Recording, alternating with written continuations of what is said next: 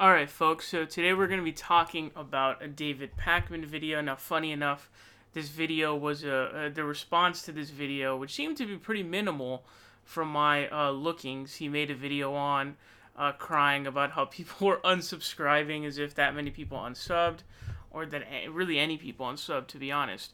But he basically made this video. It's titled Elizabeth Warren Building a Lead. And it talks about an interesting sort of phenomenon, if you will, of Elizabeth Warren overtaking Bernie Sanders, which is true. Warren has overtaken Bernie in the RCP average, which is pretty crazy. Now, the question of what do we do about that, because, does Warren have major crossover with Bernie? Some of that data may be changing a little bit, so we'll have to take a look at that soon and just kind of figure it out. Need the numbers to bore out a little bit more. But I do kind of feel like Warren's going to fizzle out. But at this point in time, right now, it is the case that Warren is above in the RCP averages. And the RCP average is what you want to look at because that's the aggregate data. You never want to just look at one poll and base your opinion off that because of the fact that it's not representative of all the data.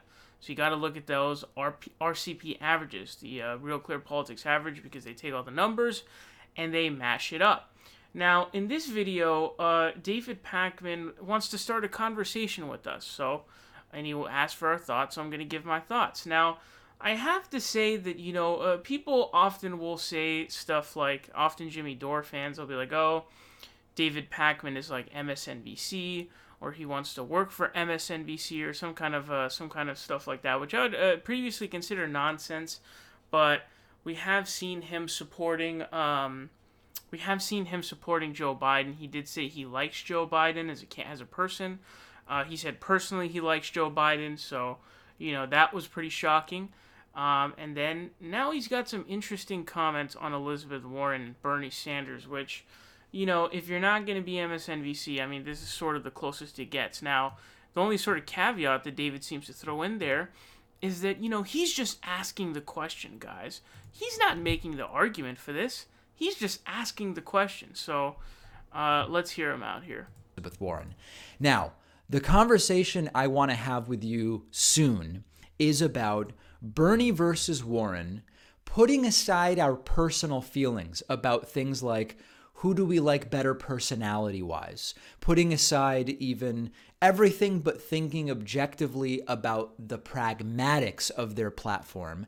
There is the idea, which I'm reading about more and more, that while Elizabeth Warren is certainly more moderate than Bernie Sanders, even though particularly domestically their policies are similar, I'm starting to see more and more opinions that Elizabeth Warren may be more effective as president in that her ideas are more likely to be able to be made effective via law, policy, or executive order than those of Bernie Sanders. Now, that's a very general statement. I think if we really want to deal with that seriously, we have to look at, okay, let's look at healthcare, Bernie versus Warren.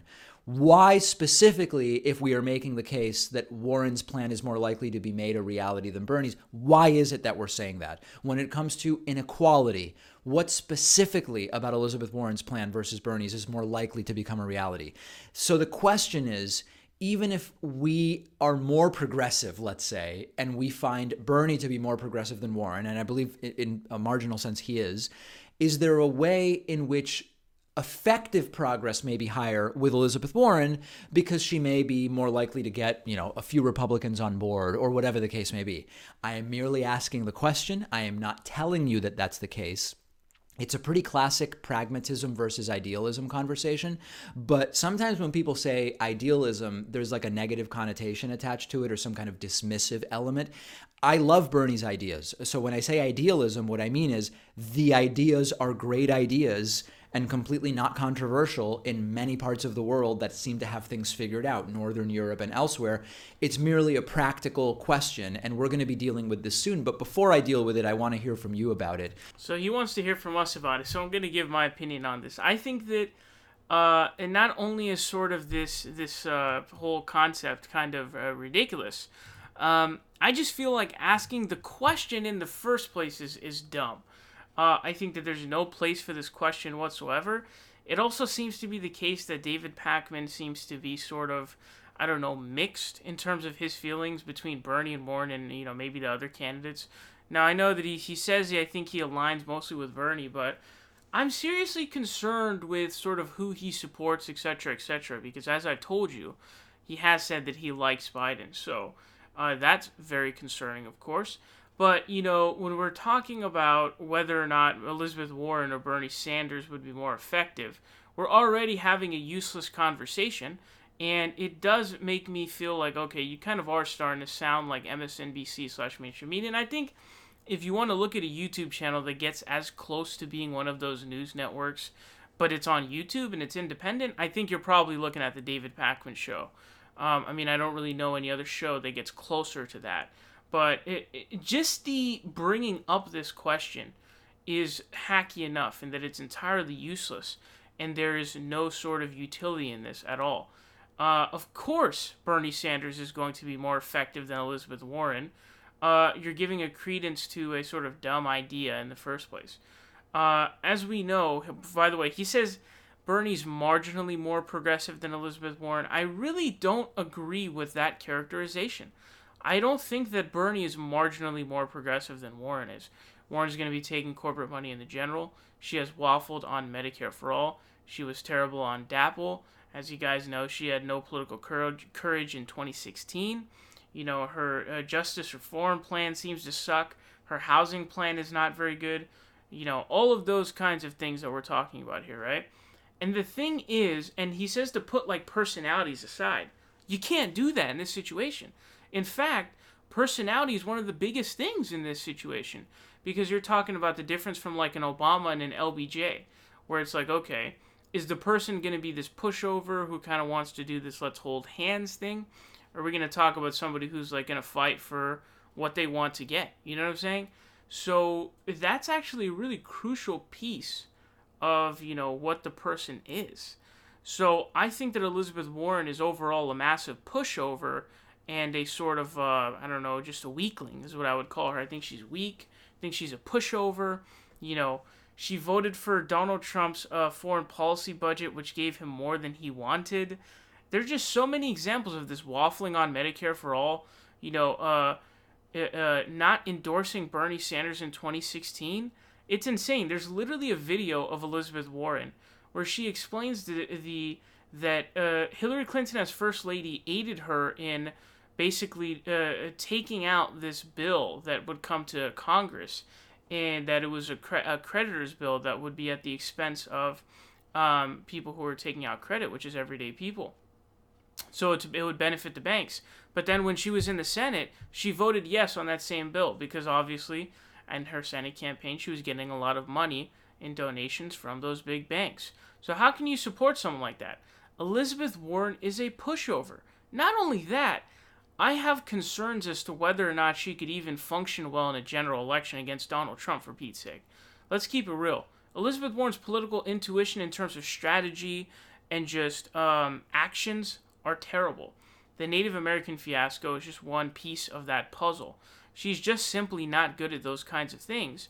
And I think that Trump, will sort of utilize the whole Pocahontas stuff against her that will land really well. The only candidate really in which Trump has nothing on is Bernie. What is it? His go-to is Crazy Bernie, which is not going to land with anybody because it doesn't mean anything. There's no real meaning to that, so it's going to fail. It's going to fall flat on its face. So when you're talking about who's going to be more effective, also Bernie was on Kyle Kulinski's show, Secular Talk, and he talked about how he'll use the bully pulpit. Whether it be endorsing primary challengers to force Democrats to vote for his bills, etc., etc. You got to play hardball when it comes to these situations.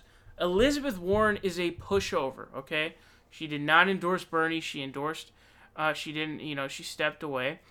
She's a pushover. That's what she is. She's waffled on Medicare for All. She voted for Trump's foreign policy budget. Also, there's another fundamental issue with this as well.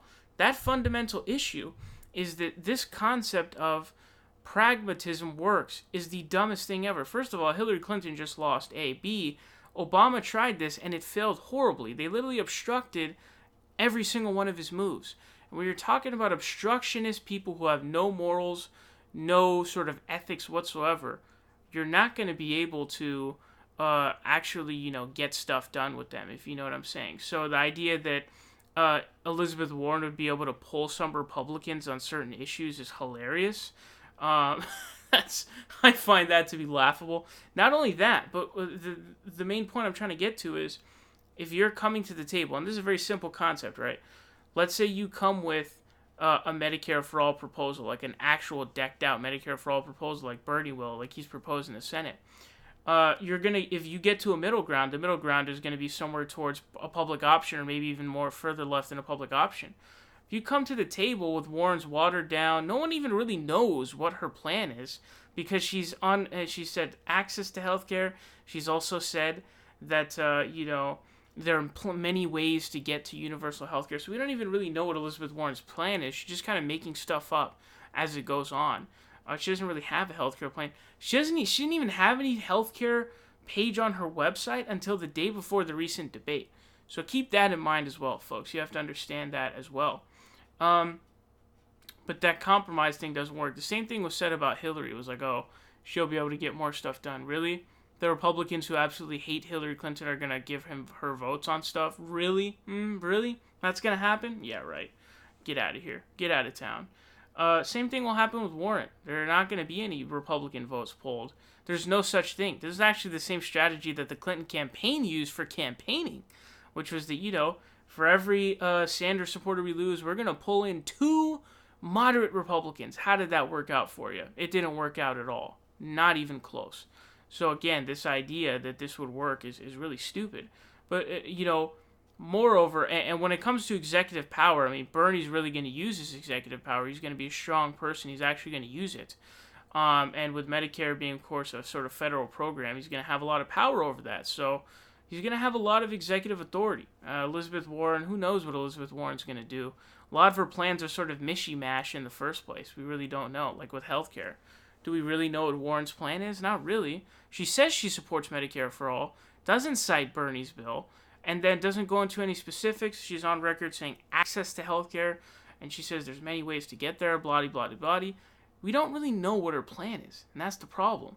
So, but my biggest issue with this is that this, even bringing up this question, sets up this ridiculous idea that there's even like a comparison. Like, really, dude? Are you serious? Are you seriously having this conversation?